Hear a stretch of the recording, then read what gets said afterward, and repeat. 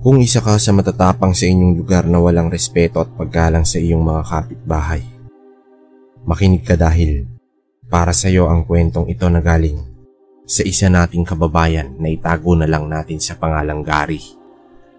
Ito ay base sa kanyang tunay na karanasan.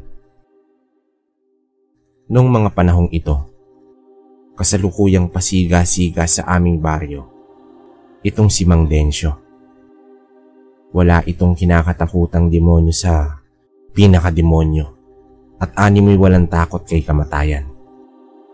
Mapanglait din itong tao at sagad sa buto ang kayabangan na nagtatangan ng isang huwad na agimat. Sa katunayan, isa ako sa mga nakasaksi sa pagiging basagulero nitong si Mang Densyo. Kung kaya naman sakit ito sa ulo ng aming mga kababaryo, ganoon din ang aming Kapitan del Barrio. Tila walang araw itong pinipili para manggulo, lalong-lalo na kapag nasa impluwensya ito ng alak. Ayon pa sa aming mga kababaryo, laging bukang bibig nitong si Mang Densyo na nagtatangan raw siya ng isang agimat. Gayunpaman, base sa nakikita ng mga albularyo sa aming baryo, tila wala sa estilo nito ang magtara ng isang agimat o pananggalang. Dahil sa mga naririnig ko sa matatandang albularyo, pinagsabihan ako ng mga ito na iwasan ko si Mang Densyo, lalo na kapag nasa impluwensya ito ng alak. Dagdag pa ng mga ito na hindi magandang ehemplo ang kababaryo naming iyon para sa gaya kong naghahanap buhay ng patas. Noong una hindi ko naman gaanong napapansin itong si Mang Densyo. Sa kadahilan ng para sa akin, wala naman akong ginagawang masama rito. Ngunit ayon kay Lolo Ruel, mas mabuti nang iwasan ko ang taong iyon upang sa gayoy wala ako maging problema dito. Tumango lang naman ako bilang pagsang-ayon kay Lolo Ruel dahil ito ang mas higit na nakakaalam kung ano ang makakabuti para sa akin. Dagdag pa ni Lolo Ruel na ang mga kagaya ni Mang Densyo ay dapat inuunawa na lang at hindi na pinapatulan pa. Hindi naglaon. Nagpatuloy ako sa aking buhay na kinagisnan, ang maglako ng mga kakanin at gulay. Tulak-tulak ang karag-karag kong kariton. Sa awa naman ng Diyos sa bawat araw na dumadaan sa aking buhay maglalako, nauubos naman ang aking mga paninda. Ganito talaga ang buhay namin ni Lolo Roel. At ika nga mahirap ang maging mahirap. Subalit ang lahat ng bagay sa aming buhay ay dapat pagsikapan. Mahirap man ang aming kinakaharap sa araw-araw, pero masaya naman kami ng lolo ko at ang importante, wala kaming inaapakang tao. Sa paglipas pa ng mga araw, tuloy lang ang buhay at kailangan kong magsikap para sa maganda naming kinabukasan. Habang si Lolo Ruel, nagpapatuloy lang sa kanyang mga ginagawang panggagamot. Kung hindi ninyo kasi na itatanong, bantog na albularyo ang lolo ko at hindi na bago rito ang makakita ng mga hindi ordinaryong nilalang na nagbabalat kayong mga tao. May mga pagkakataon rin noon na may matandang lalaki ang madalas dumadalaw sa aming pamamahay kapag nasa lansangan ako. Makailang beses ko na rin naabutan ng taong iyon sa aming pamamahay. Kapag umuwi ako, naubos na ang aking mga paninda. Pero ayon sa lolo ko, ang matandang dumadalaw sa aming tahanan ay matagal na raw nitong kaibigan. Dagdag pa ng lolo ko na ang matandang iyon ay hindi raw basta-bastang ordinaryong tao. Dahil nabibilang raw ito sa lahi ng isang aswang na kung tawagin ay umangob. Dala ng labis na pagtataka, bigla naman akong napatanong sa Lolo Ruel kung ano ang mga aswang at albularyo ba ay pwedeng maging magkaibigan. Lo, iyon pong matandang palagi kong inaabutan dito. Sino po ba siya at ano ang pakay niya sa'yo? Derechahan kong tanong. Ayun ba? Si Manong Oming mo, apo. At hindi siya ordinaryong tao gaya ng iniisip mo. Sa katunayan, matagal ko na siyang kaibigan. Noong pang binata pa lamang kami.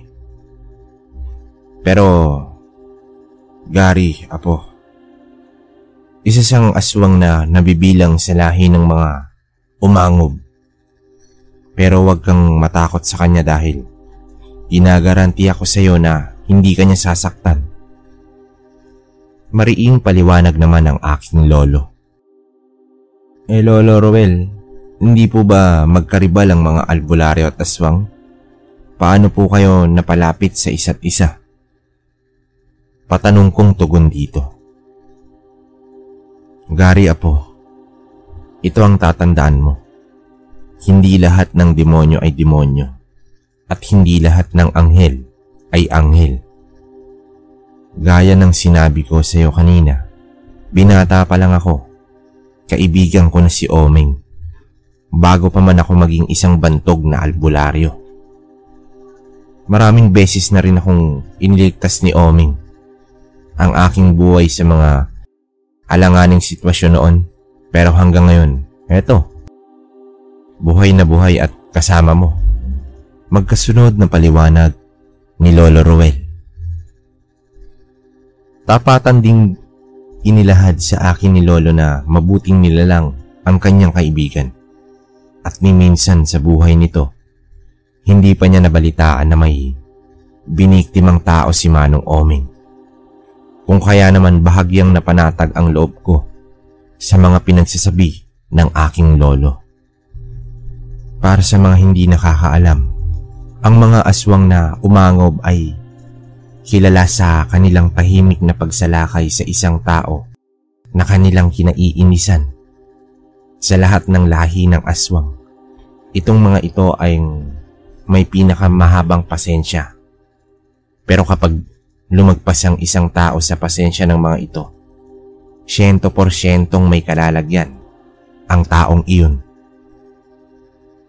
Kung kaya naman sa paglipas ng mga araw, inintindi ko na lamang ang lahat ng sinabi ni Lolo Ruel. May mga pagkakataon din noon na makakausap ko na itong si Manong Oming kapag nag-aabot kami nito sa aming pamamahay. Noong una, napakaseryoso nitong si Manong Oming. Animoy hindi makabasag pinggan habang namumula ang mga mata nito kahit sa katirikan ng araw. Subalit, habang tumatagal, nasasanay na rin ako sa itsura at kilos nito sa aming pamamahay. Magandang araw po, Manong Oming. Narito po pala kayo sa aming bahay. Hinihintay po ba ninyo ang lolo ko? Patanong kong bati dito. Ikaw pala, Gary. Tama ka, iho. Inihintay ko ang lolo mong matapos sa kanyang panggagamot. Sa katunayan, hindi ako pwedeng magpakita sa kanyang mga pasyente. Alam mo na, baka mahintakutan ng mga ito. Pero mula dito sa siwang ng inyong bintana, may nakita akong matipunong lalaki sa ilalim ng punong mangga. Di naman ganun kalayuan dito sa inyong bahay. At mula rito, naririnig ko ang kanyang mga maling paratang kay Ruel. Magkasunod na paliwanag ni Manong Oming. Iyon po bang matipunong lalaki na antingerong lasinggero ang tinutukoy ninyo? Si Mang Densyo po iyon na nagsisiga-sigaan dito sa aming baryo. Patanong kong paliwanag kay Manong Oming. Ganoon ba, Gary? Antingero pala. Kung sa bagay mukha ngang basagulero ang taong iyon. Sa katunayan, kaninang pagpunta ko dito sa inyo ay nadaanan ko itong may sinasampal na tao. Hindi ko na nga lang ito pinansin kanina sa kadahilan ng hindi naman lingid sa'yo kung ano ang klase ng nilalang, hindi ba, Gary?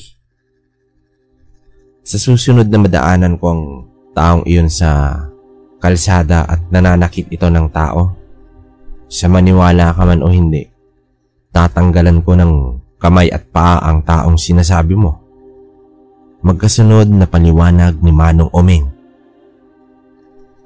Dahil sa aking mga narinig, nakita kong nanlisik ng gusto ang mata ng kaibigan ni Lolo.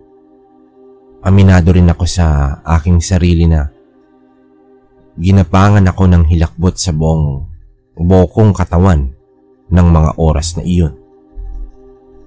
Maya-maya pa, bigla namang pumasok sa aming tahanan si Lolo Rowell at may kinuha itong botelya pangontra sa aral ng manlalason. Mukhang nanlilisik na naman ang mga mata mo, Omeng. May problema ba? Siya nga pala, pasensya ka na at araw ng Biyernes ngayon, kaya marami akong pasyente. Bating paliwanag ng lolo ko. Sige lang kaibigan, gampanan mo lang ang iyong responsibilidad bilang mabuting manggagamot at makakapaghintay naman ako.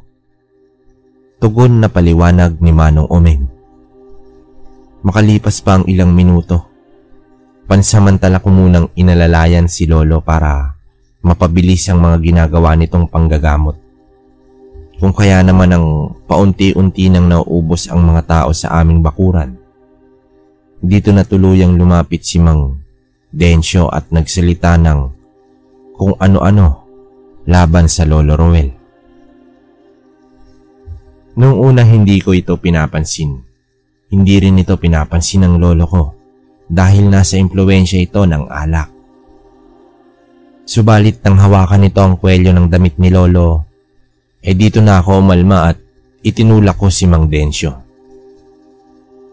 Pero dahil sa alanganin ng aming taas at lakas, nagawa akong itulak nito dahilan para sumubsob ako sa lupa. Alam mo, Rowell, wala ka namang kwentang albularyo sa baryong ito. Kung hindi dahil sa'yo, buhay pa sana ang asawa ko.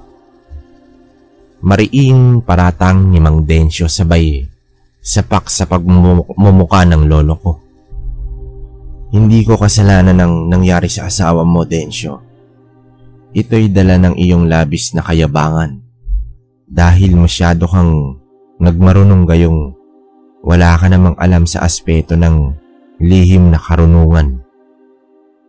Mariing tugon naman ng aking lolo at paliwanag nito. Dahil sa nasilayan noon ni Manong Omeng sa ginawang pananakit at pangungutya ni Mang Densyo sa lolo ko, walang sabi-sabi itong lumabas ng aming pamamahay. Sabay sinakal ang pobreng lasinggero at ibinalibag sa lupa habang nagsasabi ng, "Itong taan mo, Densyo. Hindi sa lahat ng pagkakataon pagpapasensyahan ka at uunawain ka ng mga tao sa paligid mo. Huwag mong isisi kay Rowell ang pagkamatay ng asawa mo. Nangyari ang hindi dapat mangyari dahil sa kapabayaan mo. Alam ko ang istorya ng buhay mo dahil nailahad na ito sa akin ng kaibigan ko. Isipin mo, isa kang antingero pero noong inaaswang ang asawa mo, wala kang nagawa. Masyado kang mayabang at mapagpanggap na talisman. Umuwi ka na, Densyo, at huwag mong guluhin ng mga taong naririto. Baka kung ano lang ang magawa ko sa'yo at pati ang medalyon mo, ipakain ko pa sa'yo." Magkasunod na paliwanag ni Manong Omeng habang nag-aangil sa katirikan ng araw. Dahil sa mga narinig ni Lolo Rowell, bumangon ito mula sa pagkakasalampak nito sa lupa sabay awat kay Manong Omeng. Habang ako naman noon ay hindi makakilos at sa pakiwari ko ay parang nabalian ako ng tadyang. Maya-maya pa, habang papalayo itong si Mang Densyo, bigla naman akong itinayo ni Manong Oming. Nakita ko pang lumingon-lingon noon ang pobreng matanda sa aming pamamahay na masama ang tingin sa kaibigan ng lolo ko. Sa isip-isip ko naman ng mga oras na yun, tila nagulantang itong si Mang Densyo sa lakas ni Manong Oming. Dahil sa pagkasakal rito ng matandang umangob na halos itinaas siya sa lupa gamit ang isang kamay nito. Sa puntong iyon, bagya namang pinagsabihan ni Manong Oming ang lolo ko habang tapatan nitong sinasabi ang mga salitang gumulat sa akin. Roel, hindi ka dapat magpapadaig sa matandang iyon. Tandaan mo, isa kang manggagamot at bantog na albularyo sa baryong ito. Marapat lang na irespeto ka ng mga taong nasasakupan mo. Mariing paliwanag ni Manong Oming. Hayaan mo na si Densyo. Kaibigan, naiintindihan ko ang kanyang pinagdadaanan at sa katunayan, napariwala lang yan nung mamatay ang kanyang asawa. Pero kung nadala lang sana ni Densyo sa akin ang asawa niya ng mas maaga, baka sakaling buhay pa ito. Pero anong magagawa ko? Halos kalating atay na ang kinain ng aswang sa katawan ng asawa ni Densyo. Magkasunod na paliwanag ni Lolo Roel. Dahil sa mga inilahad ni Lolo, bahagya naman kaming natahimik ni Manong Oming at inunawa na lang namin ang kalagayan ni Mang Densyo. Napagtanto ko rin sa aking sarili na kaya siguro naglalasing araw-araw ang matandang iyon ay para makalimot sa masalimuot na nangyari sa kanyang buhay.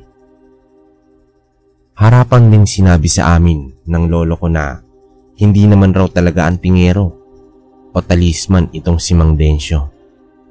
Sa katunayan, naloko lang ito ng isa niyang kaibigan na nagpakilala roon na isang antingero sa Kalinga. Subalit ang totoo, ang lalaking iyon ang umaswang sa asawa ng pobreng matanda. Noong unang masilayan ni Lolo Roel, ang kaibigan ni Mang Densyo, sinabihan niya na ito na aswang ang lalaking iyon. Pero hindi raw naniwala noon ang pobreng matanda. At bagkus, ipinagtabuyan pa daw nito ang aking lolo. Kung kaya naman nang mamatay ang asawa ni Mang Densyo, dito na nagbago ang pakikitungo ng matanda sa lolo ko. Hindi nga naglaon, dito na rin nag-umpisa ang magulong pag-uugali ng matandang iyon. Hanggang sa manggulo na ito sa aming baryo at mga kapitbahay. Sa loob-loob ko nga noon, kung hindi lang nire-respeto ng mga tao sa aming baryo, ang Lolo Roel malamang sa malamang may pumatol na kay Mang Densyo.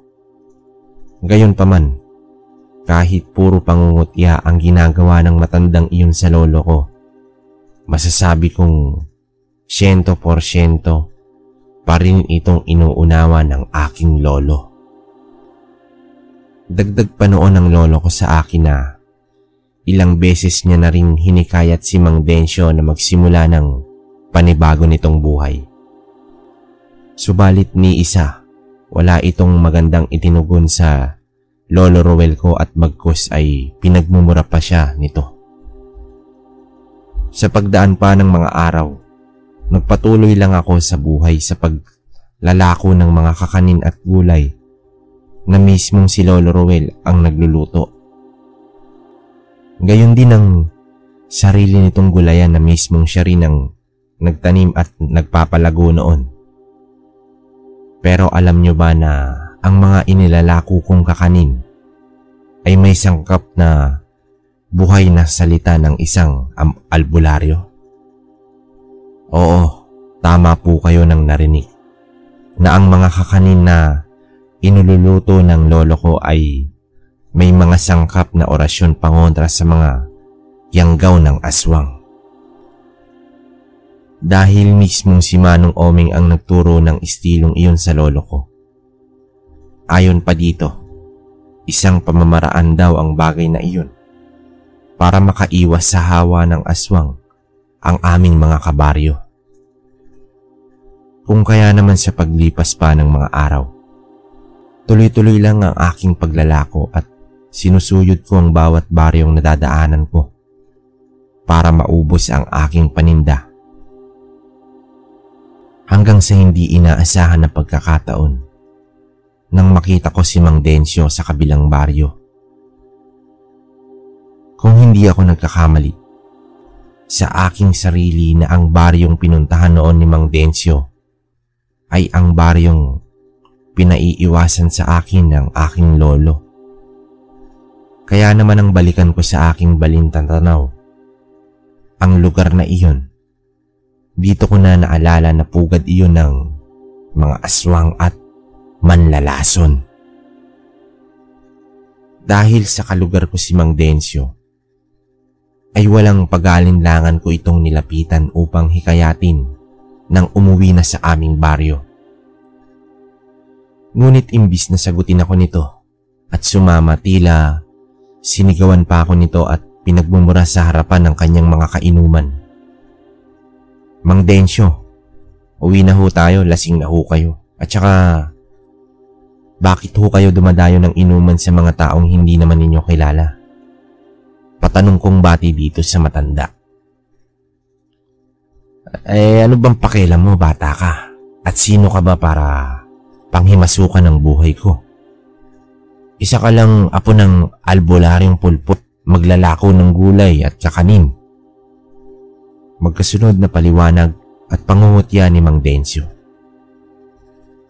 Dahil sa mga inilahad ni Mang Densyo, pinagtinginan ako ng mga kainuman nito na pawang mga nanlilisik ang mga mata habang nagsasabi ng, "Siya nga naman iyo, matanda na si Densyo para pagsabihan mong umuwi. Para sa kaalaman mo iyo, ligtas si Densyo sa lugar na ito. At bawal dito ang may mga dugong albularyo." Magkasunod na paliwanag ng lalaking iyon.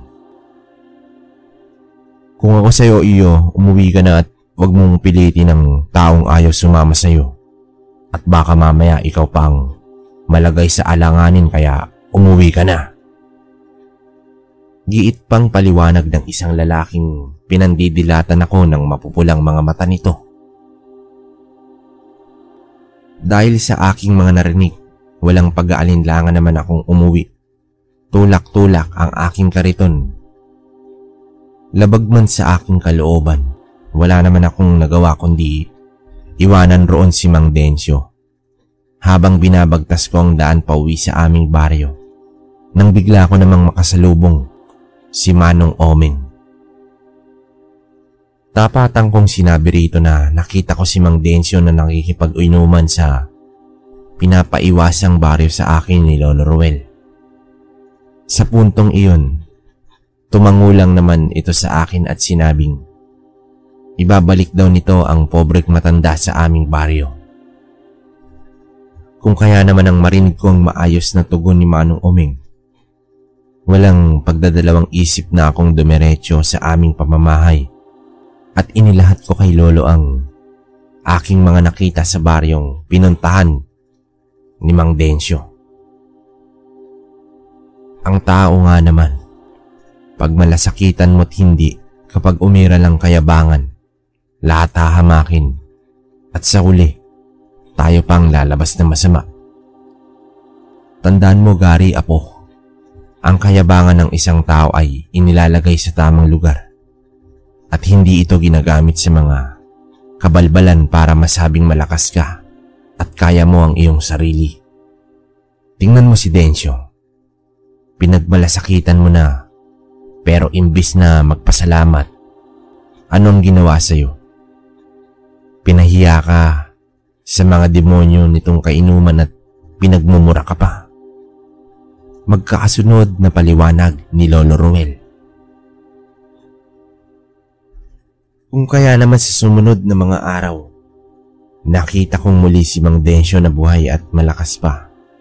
Kaya naman napagtanto ko sa aking sarili na maaaring kinuha ito ni Manong Oming sa kanyang kainuman noong mga nakaraang araw. Hindi nagtagal ng muli, habang ako naglalako ng aking paninda, namataan ko naman si Mang Densyo na parang tulala sa harapan ng kanyang pamamahay. Habang nananatiling walang imik. Tila normal din ito ng araw na iyon at walang bahid ng alak sa kanyang katawan. Gayunpaman, nilagpasan ko lang naman ito sa kanyang pamamahay habang tulak-tulak ko ang aking kariton na pinaglalagyan ng aking mga paninda. Subalit habang papalayo ako sa bahay ng pobreng matanda, laking gulat ko na lang nang habulin ako nito. "Gary, iho, sandali. At may itatanong lang ako sa iyong ilang bagay tungkol sa kaibigan ng lolo mo." "Siya nga pala, iho.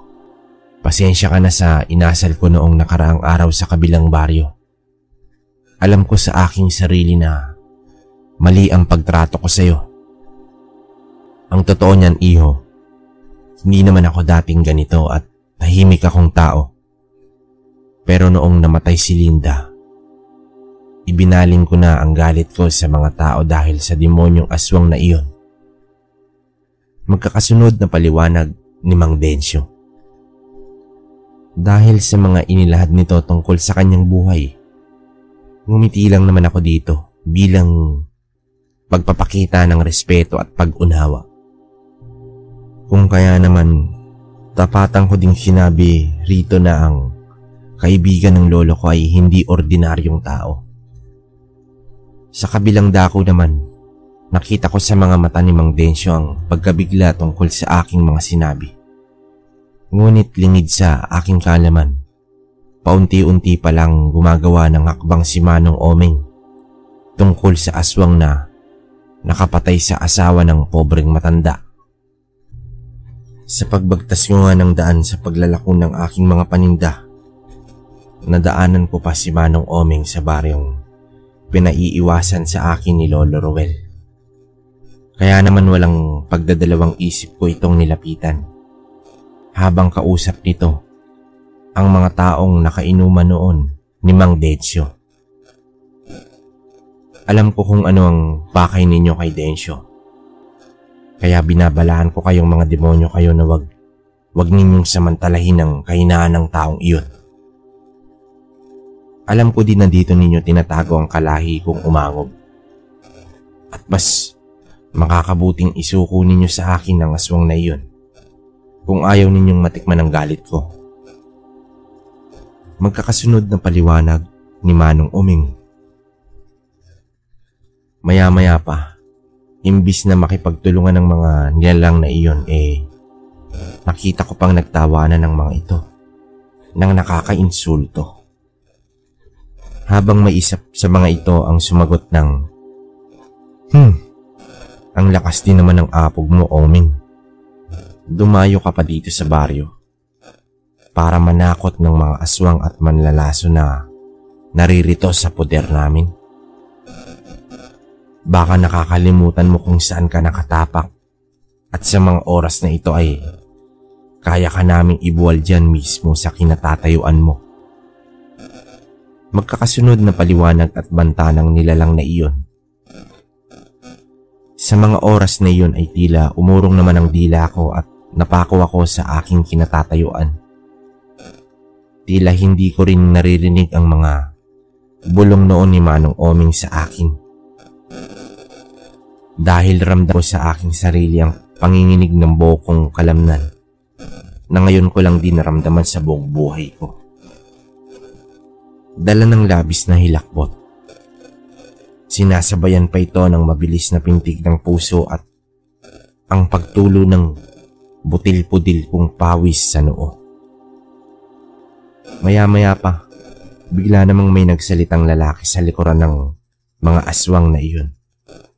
Habang papalapit ito at nagbibitaw ng mga salitang pumukaw sa aking mga mata, sabay sabi ng, "Oming, ako ba ang hinahanap mo?" Akalain mo nga naman na ang kababayan kong aswang sa Kalinga dito rin napadpad sa isang baryo sa Bukidnon sa poder ng kanyang matalik na kaibigang albularyo.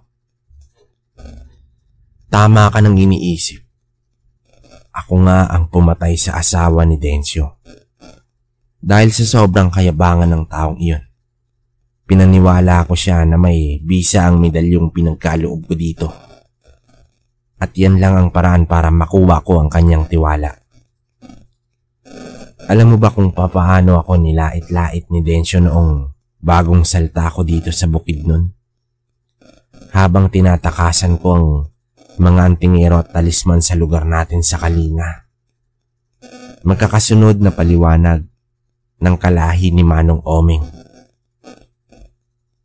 Dahil sa mga inamin ng lalaking iyon, napagtanto ko sa aking sarili na maaaring nagbabalat kayo lang si Mang Densyo para makuha ang simpatya namin ng lolo ko. Ayon pa kay Manong Oming na ang gaya nilang aswang na umangob ay kilala sa kanilang pagiging tapat sa isip, sa salita at sa gawa. Matapos naming marinig ni Manong Oming ang saloobin ng kanyang kababayan, hinayaan na lang namin ito sa poder ng mga aswang na umampon rito.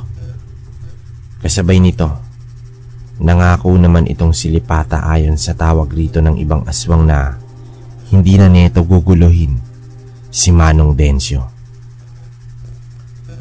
Hindi naglaon, nilisan namin ni Manong Oming ang baryong iyon sa mapayapang pamamaraan. Dagdag pa nito na kilala niya ang angkan ni Lipata sa Kalinga na mabubuting aswang. Ang ayaw lang ng mga ito ay ang inaapakan ng kanilang pagkatao, gaya ng ginawa ni Mang Densyo. Sabi pa ni Manong Oming na ang mga taong kagaya ni Mang Densyo kung minsan ay mahirap din intindihin sa mga bagay na para dito ay tama. Dagdag pa nito sa akin na ang resulta ng kayabangan ng matandang iyon ang siyang mismong naglagay sa peligro ng kanyang asawa. Pero alam nyo bang noong natuklasan ni Mang Densyo na ang aswang na matagal na niyang hinahanap ay nasa kabilang baryo, walang pagdadalawang isip itong lumusob roon. Tanga ng kanyang sundang at huwad na agimat ng isang antingero. Dala ng padalos-dalos nitong kilos at wala sa planong pagsalakay, nadala ng labis na katapangan at kapahangasan sa ginawa nito sa baryo ng mga aswang. Walang pag-alinlangan itong pinutulan ng dalawang kamay, paa at dila ng mga aswang na umampon kay Lipata. Maswerte lang noon si Mang Densyo dahil nadaanan ito ng Lolo Ruel ko noong mapadpad ito sa bukana ng lugar na iyon kung saan ito itinapon ng mga aswang na iyon. Halos ang lahat ng kaalaman noon ng lolo ko ay ginamit nito sa pobreng matanda. Maisalba lang ang nag-aagaw buhay nitong katawan. Alam mo, Gary, apo, kahit salbahe itong si Densyo sa ating mga kababaryo at mayabang bilang manggagamot, responsibilidad ko pa rin itong tulungan sa abot ng aking makakaya. Isipin mo, ilang beses na rin akong pinagmumura nito at sinaktan. Sa harap at kay Manong Oming mo, pero nanatili pa rin akong mapagkumbaba. Kaya ikaw, apo, kapag ganap ka ng albularyo, manatili kang nakaapak sa lupa at habaan ang iyong pasensya. Higit sa lahat, huwag kang magtatanim ng galit sa isang nilalang, demonyo man ito o tao. Hayaan mong singilin sila ng tadhana at hintayin mo lang ang kanilang magiging kapalaran. Iyan ang realidad ng buhay. Mapatao, aswang, albularyo, antingero o talisman. Magkakasunod na paliwanag ni Lolo Roel.